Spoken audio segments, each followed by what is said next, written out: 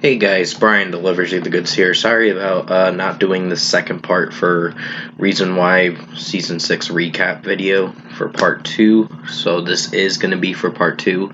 I'm sorry I didn't get it out to you last night. I just got really tired and I was playing my Kingdom Hearts Rechain of Memories on PS4, the PS4 version of the game. So basically I was a little sidetracked too, so I wasn't able to get that out. So this is for part 2 of the reason why season 6 recap video. So I'm going to continue where I left off, and yeah, let's dive right into this video.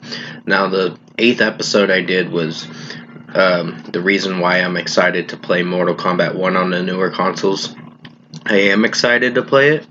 I know it's already out now on PS5 and all that, and Xbox Series X, S, and Nintendo Switch too, and Windows, I think. But basically, I can't play it right now because I gotta save up for a PS5. I'm gonna be saving up for that for this Christmas, but I gotta see what happens. So there's things that are gonna be happening where I'm gonna have to contribute to bills. So things are gonna get a little bit rough for me to be able to own a new console. So at the latest, it'd be in 2024. But still, I am excited to play that game. What I'm not excited to experience for that game is Megan Fox's character, Natara. I just don't fucking care for that character. That's probably going to be the downside to the game. And the kind of cringy part of the game. Because her acting is awful nowadays. So, yeah.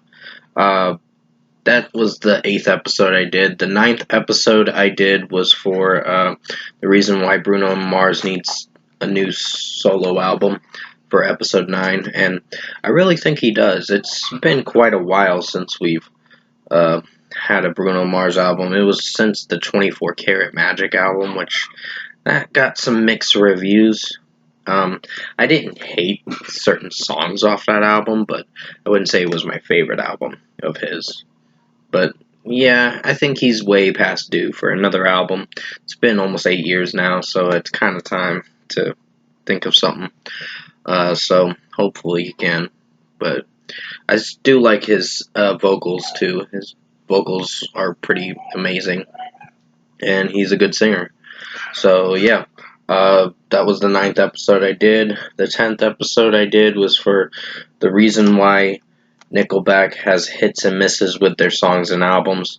Yes, they are not the best band as of now because of the new Get Rollin' album. That was their worst fucking album I've listened to. And sorry about that ding, that's my phone.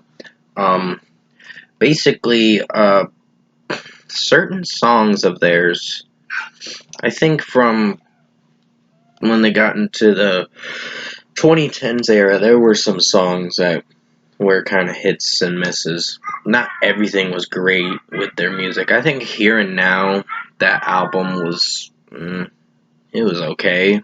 There were some tracks I wasn't sure if I was feeling for, but there were some pretty rockin' songs too from time to time. But basically, when No Fixed Address came out, um, there were some tracks I liked, and then She Keeps Me Up was the worst song. Round and Round. That song was really bad with Flo Rida in it. And sorry, it looked like the video froze for a second.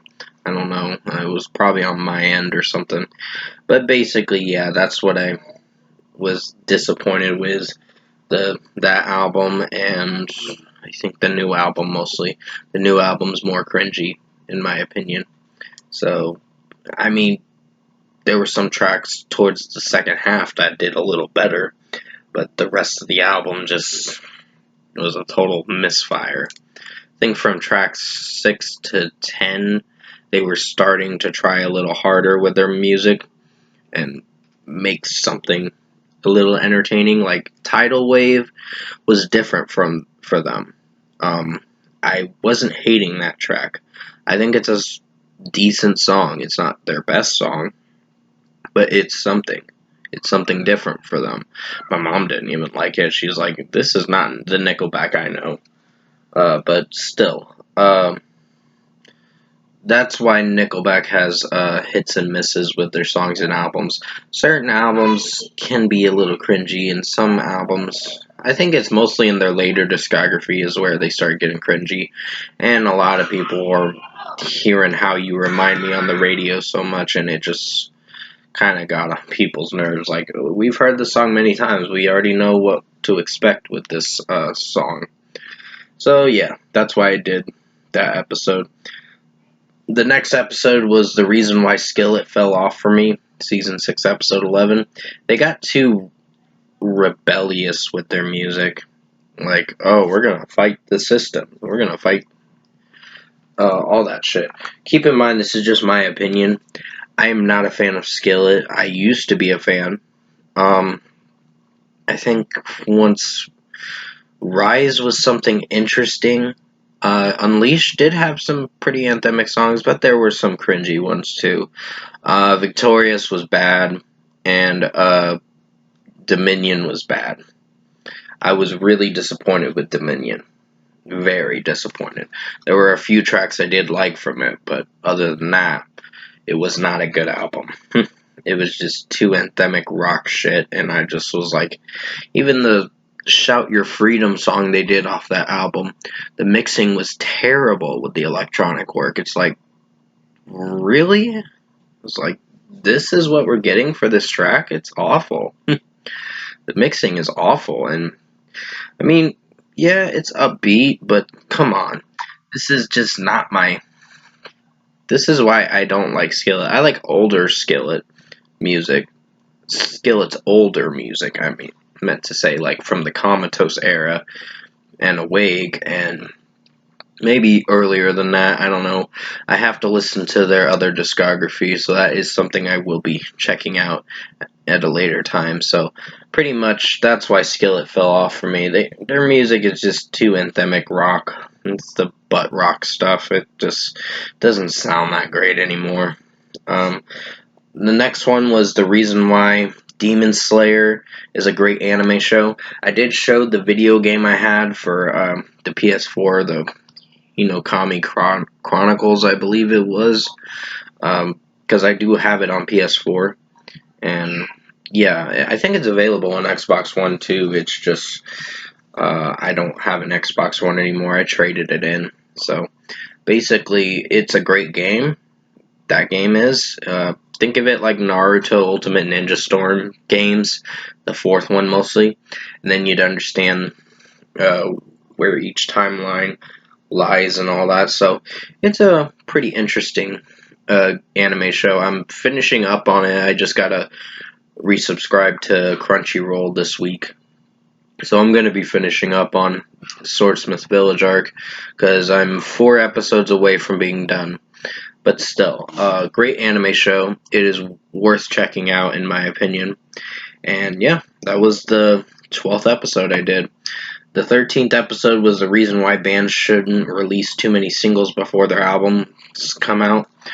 This happened with a few bands, mostly Memphis Mayfire. Then there was, who was it? I know AFI did one years ago, I think in 2021. There were some other bands I was thinking of, but I couldn't remember. There was one mostly last year, but I just can't think of it right now. Basically, there's been some other bands that have been doing it. Within Temptation is starting to do that now. Sleep Token did that with 6 out of 12 songs, so that was half their album. That's still spoiling it a bit, but I think Within Temptation is probably going to do the same thing that Memphis Mayfire did. But I think they're going to stop because the album is coming out soon.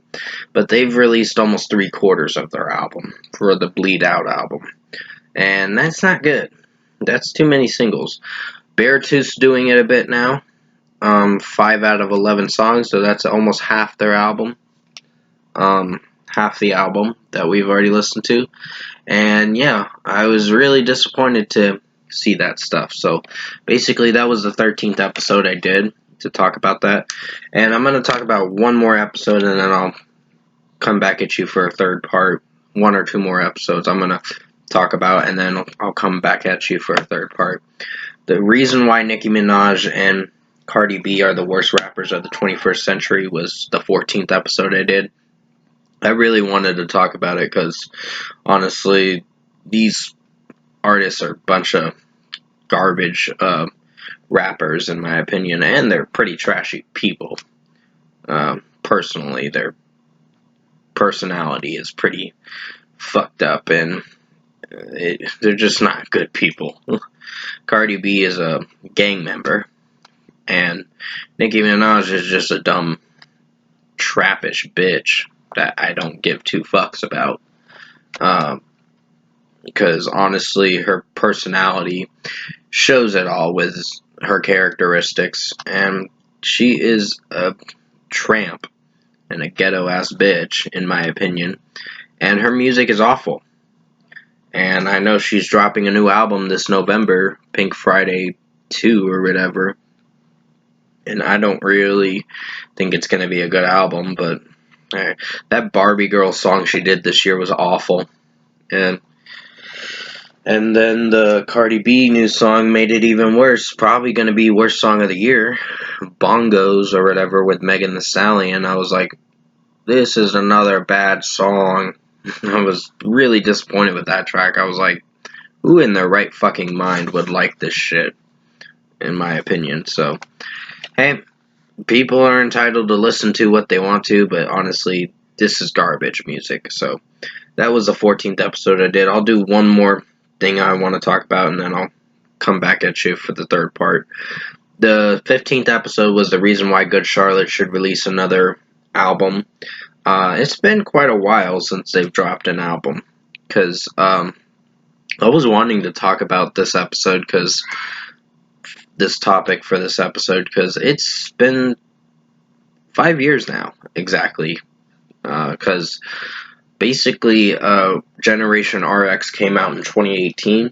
They've only dropped one single, and that was a Christmas song in 2020, and they just haven't had any music out for a while. I don't know if what's going on with that, but I hope they're doing okay and keep doing what they love, because they're entertaining me. The Generation RX album really entertained me, in my honest opinion. So it was a pretty good album. But still, that is mostly what I wanted to talk about for episode 15. And yeah, that was episode 15 I did. The reason why Good Charlotte should make another album.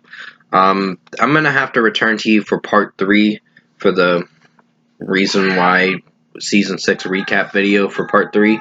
So definitely stay tuned for that, and I'll see you in the next part of this topic of the video.